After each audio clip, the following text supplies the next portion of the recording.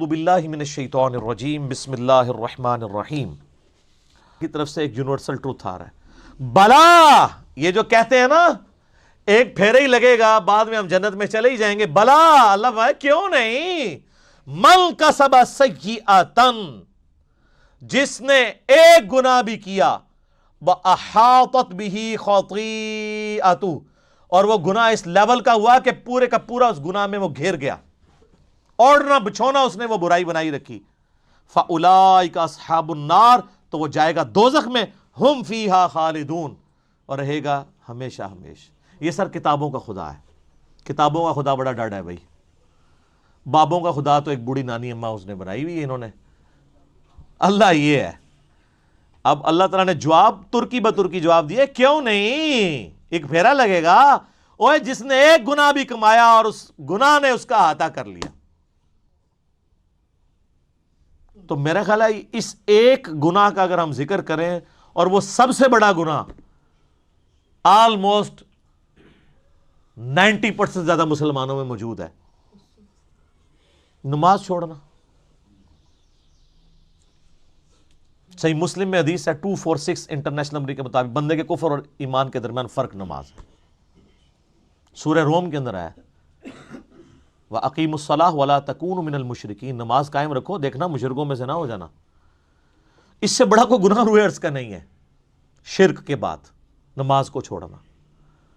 تو یہ ایک گناہ کا بھی جس نے احاطہ کیا ہوا ہے, جس نے اپنے اوپر طاری کیا ہوا ہے. ابو داؤد ترمذی میں حدیث ہے جس نے ایک نماز بھی جان بوجھ کے چھوڑ دی گویا اس نے کفر کیا. ترمذی میں ایک تابعی کا قول ہے کہ میں نے صحابہ کو پایا ہے اس حال میں کہ وہ نماز چھوڑنے کے علاوہ کسی چیز کو کفر خیال نہیں کرتے تھے, بے نمازی کو وہ کافر ہی سمجھتے تھے. ہاں پاکستان کے شناختی کارڈ مسلمان آپ لکھ لیں, امیر المومنین لکھ لیں بے شک ساتھ, جو مرضی لکھتے رہیں اس کو. اللہ کا قانون علیحدہ ہے, وہ ڈیفرنٹ ہے. اللہم اجرنا من النار. اب ساتھ ہی سائملٹینیس کنٹراسٹ آیا والذین آمنوا جو لوگ ایمان لے کر آئے وعملوا الصالحات اور انہوں نے نیک اعمال کیے اولئک اصحاب الجنہ وہ ہیں جنت والے. اللہم اجعلنا منہم, اللہ تعالیٰ ہمیں ان میں داخل فرمائے, آمین. میرے بھائیو یہ کتابوں کا خدا ہے, دودھ پیتے مجنو نہیں. جو انہوں نے ایمان لے کر آئے نیک اعمال اختیار کیے وہ ہیں جنت میں جانے والے. ہم فیہا خالدون وہ رہیں گے اس میں ہمیشہ ہمیشہ. تو یہ میرا ایک یوٹیوب پہ کلپ ضرور دیکھیں آپ لوگ, اللہ کی رحمت سے دھوکہ. یہاں پہ بھی لوگ پبلک کو گھیرنے کے لیے ہمارے آج کل ایسے وائزین آئے ہوئے ہیں جو کہتے ہیں جی وہ یہ جی بڑی سخت باتیں کرتے ہیں, بعض اللہ تعالیٰ سے لوگوں کو دور کر رہے ہیں اور سخت سخت باتیں کرتے ہیں. خوشخبریاں سنانی چاہیے. وہ بخاری مسلم کی حدیث ہے خوشخبریاں سناؤ متنفر نہ کرو. وہ خوشخبری کیا بخاری مسلم میں جو حدیث ہے وہ صحابہ کرام کو حضور نے یہ کہتا کہ خوشخبری یہ سناؤ کہ نماز پڑھنے کی کوئی ضرورت نہیں ہے, جو بھی ہے تیرے محبوب کی امت سے. نہیں, وہ فرائض کے لیے نہیں ہے, وہ چھوٹی چھوٹی جو نفلی عبادات ہیں ان پہ نکیر نہ کرو.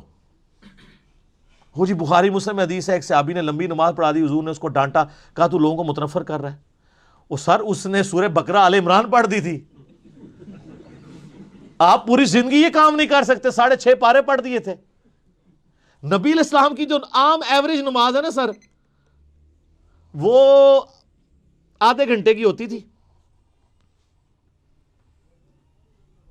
فجر کی نماز آدھے سے پونے گھنٹے کی, عشاء کی بھی اتنی, زور اثر بھی 20 منٹ سے کم نہیں ہوتی تھی, کیونکہ بخاری مسلم میں وہ باقاعدہ صورتیں رپورٹ ہوئی ہوئی ہیں جو نبی علیہ السلام پڑھا کرتے تھے. تو آپ ذرا اس سے کیلکولیشن کر لیں.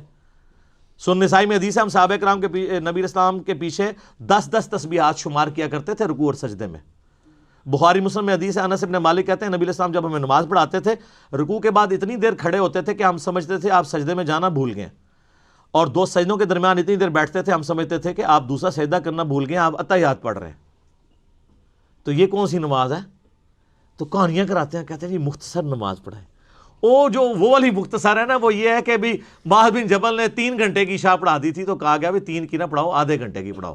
اور تسی تے پڑھتے ہو آدھے منٹ دی نماز, کہانیاں اتوں لیندے ہو, تراویح کر کے 20 بنا رہے ہو. ٹھیک ہے, تو یہ ہوں گے اہل جنت, رہیں گے اس میں ہمیشہ ہمیشہ. اللہ تعالی ہمیں ان میں شامل فرمائے.